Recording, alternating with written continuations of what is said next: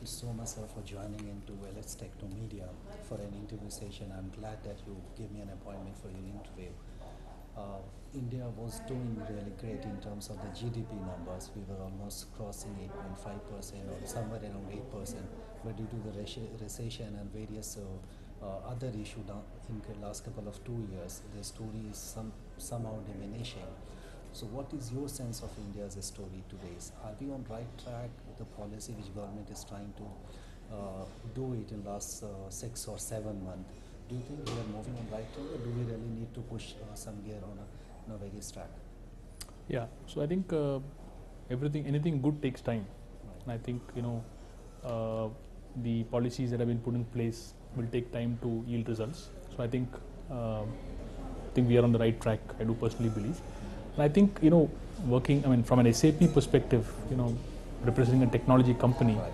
I think a technology adoption into government projects, to government automation will obviously again be a catalyst to speed up growth, because more automation, more inclusiveness, more growth. So that's the way I would see things. As we're talking about the implementation of IT into governance, which somehow represented as the e-governance, what is your sense of response of those people at implementation level, IS and IPS officer? Are they really prone to, are they really accepting the ideas, new idea which is coming from the industry? Because nothing can happen within the government fraternity. Those ideas and systems and software will definitely come from the private parties. So what is your sense of them? What is the receptive power of them?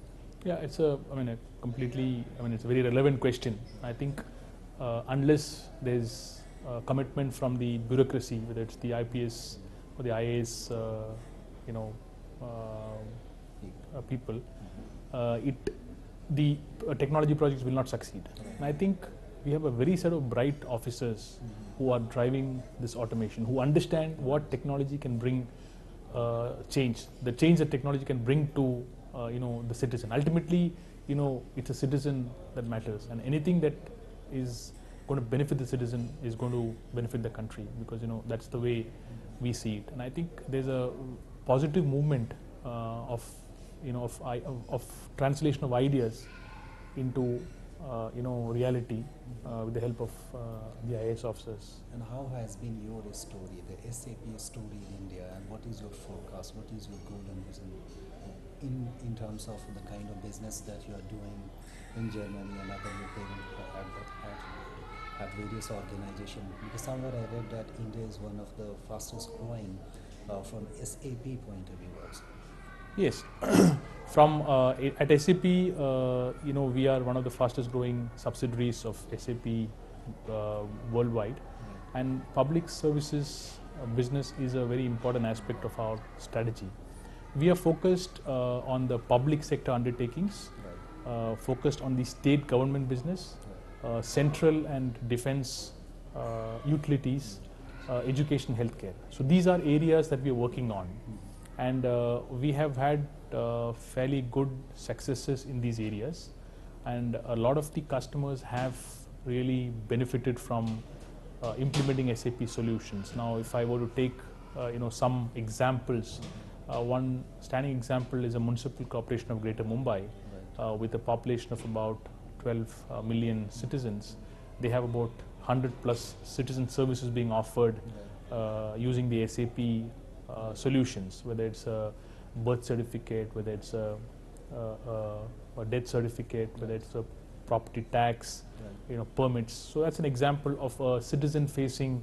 One of the largest. It's probably the largest municipality in Asia, and so we have an example of SAP being implemented there. The second is in defense. If you look at the area of financial information system in the Indian Navy. So a budgeting, planning, analysis of the Indian Navy across 29 locations is automated using an SAP application. So these, just two examples would show how closely we're engaged in, I would like to call it a nation building in that, because when we are able to contribute to nation building to departments or ministries using our application, I think it's a moment of pride for us. Spoken about the PSU, your involvement with PSU government organization. So how do you look at Indian PSU when it comes to process optimization strategy? Are they very serious about it? Yes. So I think we have probably, if you look at the Indian PSUs, if you look at the large ones like ONGC, IOCL, BPCL, these probably contribute to a large percentage of our GDP, and these are our critical pieces. Whether it's the oil and gas ones, whether it's the power, whether it's the heavy engineering ones, steel. They're all large, massive PSUs, and they have been using SAP solutions for almost a decade now. Yeah. And I think there's a significant amount of process automation that's happened using SAP. Right. And obviously there is scope to do more, but I think there's a good beginning has been made, and they are fairly strong users of in technology. And again, the SAP ACE Awards is a testimony to some of the good implementations that have happened. So obviously, we're proud of these implementations, and that's why we have an external jury evaluate the projects and then decide which of these projects really are cutting edge. So that's the way we see it. Today we had the Secure IT eGov session wherein on various topics, various speakers from various backgrounds, they spoke in. Now we'll be having the SAP award ceremony, most probably in half an hour. So do you feel that all these type of activity bring different stakeholders to go together at one platform and allow actually all the stakeholders come to a foray and talk and somehow substantially contribute into the ecosystem of India or entire industry?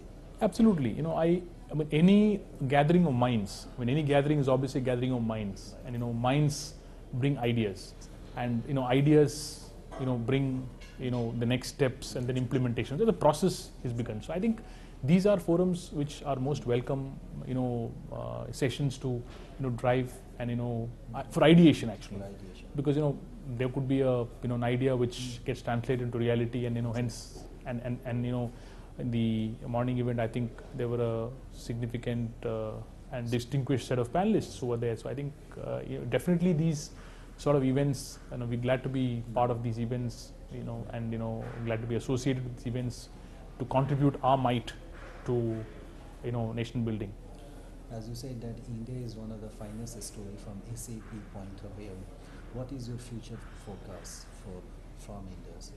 From an SAP perspective, Mohammed, we believe that the government, we can contribute to the government. Of course, business, we obviously we are a business software maker. So obviously, we will be expanding our footprint in these areas I talked about, whether it be defense, whether it be the federal, central, education, healthcare. So these are important areas of focus, and we are committed to continue working in these areas. So again, an example of our commitment to the country is the launch of the SAP in Hindi. We launched it last year in September last year, and the launch of the file lifecycle management, because in a government department, the file is an important aspect of any activity. So these are products which are developed at our labs in Bangalore, which obviously is our commitment to what we're doing in the government. So we just don't want to be seen as a product company. So we would like to be seen as a company which is also looking at the needs of the Indian government, and then localizing the product to the needs of the government. As you've spoken about the socializing the product, as you must be aware that India is a very large country, different state, and the language is different. There is a popular saying in Hindi, they say "Kos kos mein badle pani, char kos mein wani." That means within 5 kilometers the language changes, and within 10 kilometers the taste of waters also will change. And Nandan Nilekani also wrote in his book Imagining India, he talks about the population dividend, that large population of us is young, and if we could channelize their energy in a proper direction, perhaps we'll be having the more hand to work, which Thomas Friedman also took in his book, The World is Flat. Since you are working in India, and India's story is really good in terms of what you are able to contribute to the SAP AG. In such a diverse country, you have already working in some of the states So what is your plan for other state also, and how tough it is, because the working in different state is completely different. So do you have any vision for going to other state, because the software is same, they will give the good value to the people, they need it somehow. It's just that somebody should present them in a manner the way that those people understand. Yeah, again, we are we'd like to be present in any way we can contribute to the nation. So I think fundamentally products like SAP are framework based. Right. So once we create a framework, an implementation can be in different ways. Obviously, the language, obviously that the local language will be different across states, and we work with Hindi. We have our own offering. We have partners who have offering in partners like LinguaNext, who offer language based support for the SAP applications that is relevant to other states. So as long as the framework is ready, I think fundamentally we'll be able to parameterize any need across states. So I think that's the so we don't have to reinvent the wheel, Right. and that's the advantage with products like ours, which have fairly we are a 40-year-old company who've spent 40 years developing these applications that are suited to different and varying categories. Is there some of the work in the pipeline, or some of the target in the pipeline? So again, we don't share numbers, because again, we are part of a global organization. We don't report by country. But again, as I told you, we have made significant investments into the country in terms of just not people, but I think in terms of products. So we will continue doing that. India is an important part of SAP's strategy, and public services is an equally important part of our India strategy, because we believe that we want to be helping India run better, contribute to nation building, and in whatever way we can. One of the perception also persists in majority of major cities, that these cities are somehow getting saturated in all the terms, whether IT implementation, other business, banking, other. And there are some tier 2 and tier 3 cities, those are almost a vision city. A lot more opportunities are there, but the people have to go and target that. So what is your sense of that? Do you see there is a potential to actually work with the other state, with other government, perhaps not the city like Delhi and Mumbai?